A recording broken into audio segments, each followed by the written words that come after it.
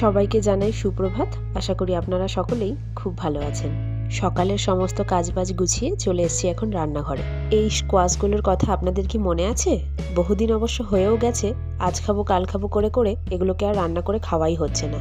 তো ফাইনালি আজকে চলে এসেছি এগুলোকে কাটতে। তো ওই বড়টা বুড়ো হয়ে গেছে, একদমই কাটা যাচ্ছে না। আর এইটা দেখুন ইজিলি খুব সুন্দরভাবে কেটে গেল।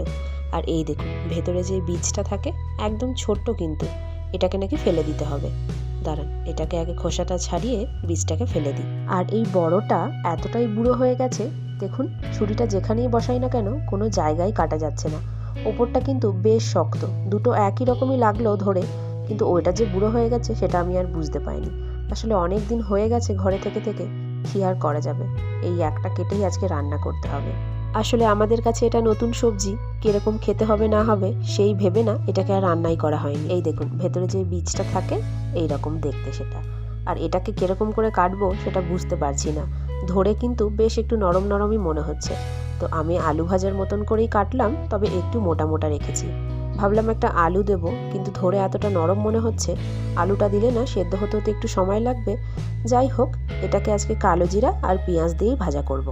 এই দেখুন স্কোয়াশ ভাজাটা। প্রথমে ভেবেছিলাম রান্না করার সময় হয়তো ঢাকা দেওয়ার দরকার হবে না, হাতে ধরে এতটাই নরম মনে হচ্ছিল, কিন্তু অনেকক্ষণ ভাজা করার পর দেখলাম ঢাকাটা না দিলে না কেমন যেন একটু শক্ত শক্ত মনে হচ্ছে।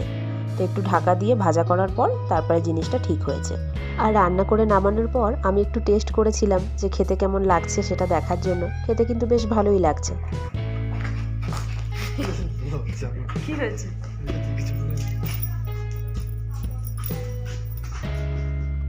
আয় আয় আয় আয়, তাড়াতাড়ি আয় আয়, টাটা যাবি তো, তাড়াতাড়ি আয়। চল চল, এদিকে এদিকে আয়, এদিকে আয় আয় আয়, এদিকে পাপা আসছে, আয়। এখানে বাইরে কোথাও বেরোতে গেলে আর সন্ধে করা যাবে না, দুপুরের খাওয়া দাওয়া শেষ করেই অমনি দুম করে বেরিয়ে পড়তে হবে, নয়তো চারিধারে একদম অন্ধকার হয়ে যাবে আর তার উপরে ঠান্ডাটাও বেড়ে যাবে। তো দুপুরের খাবার দাবার সেরে এখন আমরা একটু বেরোচ্ছি। কোথায় যে যাব সেটা নিজেরাও জানি না, কিন্তু বেরোলাম, কিছু জিনিসের একটু দরকার আছে। আর সামনে একটা পার্কও আছে। তো শ্রীহানকে তো এখানে এসে আর কখনো পার্কে নিয়ে যাওয়া হয়নি, তো ভাবছি ওখান থেকে ওকে একবার ঘুরিয়ে নিয়ে আসবো। আর তাছাড়া আজকে যেহেতু বছরের শেষ দিন, তাই ভাবলাম কাছে পিঠের কোনো জায়গা থেকে সবাই মিলে একটু ঘুরে আসি। এই আমার এক বড় জ্বালা হয়েছে, বাইরে বেরোতে গেলে গাড়িতে আর ঘরের সামনে থেকে চাপতে পারি না। এই এতটা উঁচু গলি হেঁটে এসে তবেই গাড়িতে চাপতে হবে। আসলে গলিটা এতটাই উঁচু না, গাড়িতে যদি পেছনে চেপে পড়ি সে আর টানতে না পেরে পেছন দিকে গড়িয়েই পড়বে। আর খাবার খেয়ে রেডি হয়ে এতটা উঁচু পথ হেঁটে আসতে কতটা কষ্ট হয় বলুন তো। তা যাই হোক, শেষমেশ উঠে পড়েছি গাড়িতে। আর এটা হলো আমাদের পাড়ার রাস্তাটা।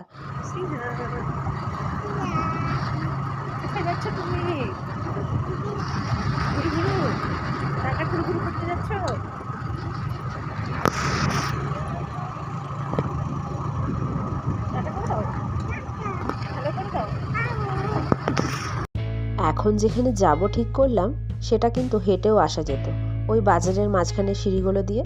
তবে সাথে না অনেকগুলো জিনিস নিতে হবে, সেই জিনিসগুলো নিয়ে না অতটা আর হেঁটে আসা যাবে না, তাই গাড়িতে করেই এতখানি পথ এখন ঘুরে ঘুরে যেতে হচ্ছে। দোল দোল যাবি বলছে।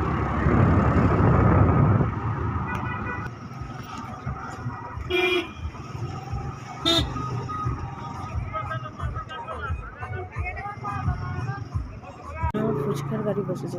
এই যে জায়গাটা আপনারা দেখলেন, এটা কি চিনতে পারলেন? প্রথমে যখন এখানে এসছিলাম এই জায়গাতেই কিন্তু আমরা ছিলাম। ওই দেখুন পাশের ওই ঘরটা দেখা যাচ্ছে, ওখানেই একটা রুমে আমরা থাকতাম। আর এই দেখুন চলে এসেছি পার্কের কাছে। এই দেখ চলে এসেছি তো চিলড্রেন পার্কে। যাবি? চল যাবো, চল। হ্যাঁ চলো চলো চলো। পুনেতে থাকাকালীন ওকে তো প্রায়ই বিকেলবেলাতে পার্কে নিয়ে যাওয়া হতো, তো সেই অভ্যাসটা তো ওর থেকেই গেছে। তো এখানে এসে এতদিন পর আবার পার্কটা দেখতে পেয়ে ভীষণ খুশি হয়েছে। এখন কিন্তু ওই 4টে মতো বাজছে, কিন্তু চারিধারটা দেখে বোঝারই উপায় নেই ঘড়িতে এখন কটা বাজছে। পার্কে এখন খুব একটা বাচ্চা কাচ্চা আসেনি, যদি মনে করা হয় তাদেরকে বিকেলবেলায় পার্কে নিয়ে যাব তাহলে সেটা কিন্তু আর বিকেল হবে না, একবারে সন্ধে হয়ে যাবে, আর তার উপর তখন ঠান্ডাটা আরও বেড়ে যাবে। সুতরাং সেই সময় মনে করলে কিন্তু এখানে আর বাচ্চাদেরকে বাইরেই বের করা যাবে না। এখানে তো নতুন পার্ক, এটা ওইদিকে আরো রয়েছে। এতদিন পর বেচারা নিজের মনের মতো একটা জায়গা পেয়ে কি করবে না করবে বুঝতে পারছে না। একবার এটাতে যায় তো একবার ওটাতে। চলুন খানিকক্ষণও নিজের মতো খেলে নিক, তারপর আমরাও গিয়ে নিজেদের কাজগুলো সেরে নেব। মাঝে জানেন তো ঠান্ডাটা না একটু কম হয়েছিল, কিন্তু আজ থেকে দেখছি আবার হঠাৎ করে অনেকটাই ঠান্ডা বেড়ে গেছে। তো ভাবছি সন্ধেটা হওয়ার আগেই পারলে ঘরে ফিরে যাব। আর এই দেখুন, এইগুলো কিন্তু আমাদেরই ফ্যামিলি কোয়ার্টার। তা অবশ্য আমরা কোয়ার্টার কবে পাবো তার তো এখনো কোনো ঠিক নেই। আর যেই পার্কটাতে এতক্ষণ আমরা ছিলাম সেটা কিন্তু আমাদের কোয়ার্টার এলাকারই পার্ক। আর ওর বাবা যেহেতু এদিকটাতে আমাদের নিয়ে এলো, তাই ওর বাবাকে আমি বললাম গোটা এরিয়াটা একবার ঘুরিয়ে দেখাতে। আরও কিন্তু অনেক জায়গাতেই আমাদের কোয়ার্টার রয়েছে, তবে আমরা এখন বাইরে যেখানটাতে ভাড়া থাকি সেই জায়গাটা থেকে এই কোয়ার্টারগুলো কিন্তু বেশ কাছে। তাই আর কি এই জায়গাটাতেই আজকে আমরা এলাম। আর এসেই যখন পড়েছি, গোটা এরিয়াটা না দেখে আর যেতে ইচ্ছা করছে না, তাই ও মাথাটা ঘুরে চলে এলাম। এবার আমরা এখান থেকে বেরিয়ে যাব। বেশ অনেকটাই বড় কিন্তু গোটা এরিয়াটা দেখছি। আর কোথায় যে আমরা কোয়ার্টার পাবো তার তো কোনো ঠিকই নেই এখনো। এখন ওই 5টা মতো বাজছে, তাতেই বাইরেটা কেমন ঘুটঘুটে অন্ধকার হয়ে গেছে। আর এই দেখুন ফেরার পথে এতগুলো বাজার করে নিয়ে এসেছি। এইটুকু ঘরে না এত জিনিসপত্র রাখা এখানে ভীষণ সমস্যা। আর রান্নাঘরটাও দেখেছেন খুবই ছোট্ট, জিনিসপত্র যে কোথায় রাখবো সেটাই আর বুঝে উঠতে পারি না। একটার ঘাড়ে একটাকে চাপিয়ে রাখি। আসলে ভাড়া ঘরে তো বুঝতেই পারছেন, যেখানে সেখানে তো আর জিনিসপত্র রাখাও যায় না, আর তার উপরে দেওয়ালে পেরেক ঠুকে যে কিছু ঝুলিয়ে রাখবো সেটাও সম্ভব হয় না। ভাড়া ঘরের এটাই তো একটা সমস্যা। এইটুকু জায়গার মধ্যেই সমস্তটা সুন্দর করে গুছিয়ে কাজকর্মগুলোকে করতে হয়। আর তাছাড়া একসাথে যে থাকতে পারছি এটাই কিন্তু আমার কাছে বিশাল বড় একটা পাওনা। এবারে এখানে এসে তো আমি ঘর সাজাবার কিছু জিনিসপত্র বাড়ি করিনি, যেটুকু যা সাজিয়েছি ওনারা যেভাবে আমাদেরকে বলেছেন সেইটুকুই নিয়েই করা রয়েছে। আর যখন কোয়ার্টার পাবো তখন আবার কোয়ার্টারে গিয়ে মনের মতো করে জিনিসপত্রগুলোকে সাজাবো। আর বিশেষ করে এই ঘরটা আমার পছন্দ হওয়ার কারণ হচ্ছে এই ঘরটা কিন্তু একেবারে নতুন। কোনো ভাড়াটিয়াই কিন্তু এই ঘরে আগে থাকেনি। ঘরটা তৈরি হয়েছে, তারপর এই ঘরের ফার্স্ট ভাড়াটিয়া কিন্তু আমরাই। আর নতুন কোনো একটা ঘরে এসে যদি এরকম ঝাঁ চকচকে জিনিসপত্র পাওয়া যায় কার না ভালো লাগে বলুন তো। তাই আর কি বিশেষ করে এই ঘরটা আমরা পছন্দ করেছিলাম। আজ এই সিঙ্গারাগুলো আবার অন্য একটা মিষ্টির দোকান থেকে এনেছি, তবে সেটাও কিন্তু এক বাঙালি মিষ্টিরই দোকান। নতুন দোকানের তো তাই অল্প করেই নিয়ে এসেছি, খেয়ে দেখি এটা আবার কিরকম বানিয়েছে। সাথে আবার একটা নিমকিরও প্যাকেট পেয়েছি, 1 প্যাকেট নিমকি আর কিছুটা মিষ্টিও নিয়ে এসেছি।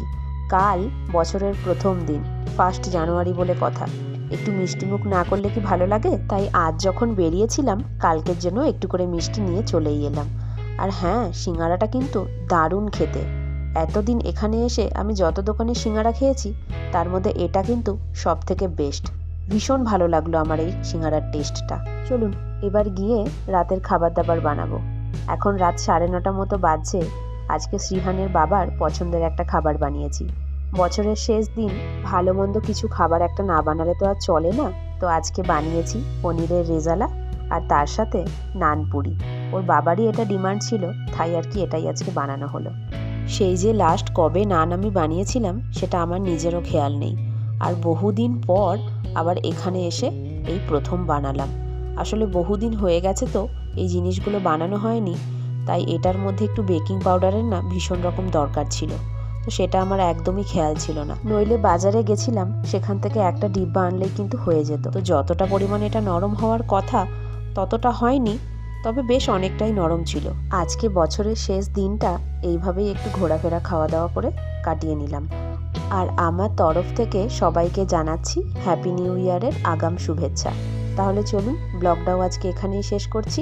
ভালো লাগলে একটা করে লাইক কমেন্ট শেয়ার করবেন। তাহলে সকলেই ভালো থাকবেন, সুস্থ থাকবেন। খুব তাড়াতাড়ি দেখা হবে পরের আরেকটি নতুন ব্লগে।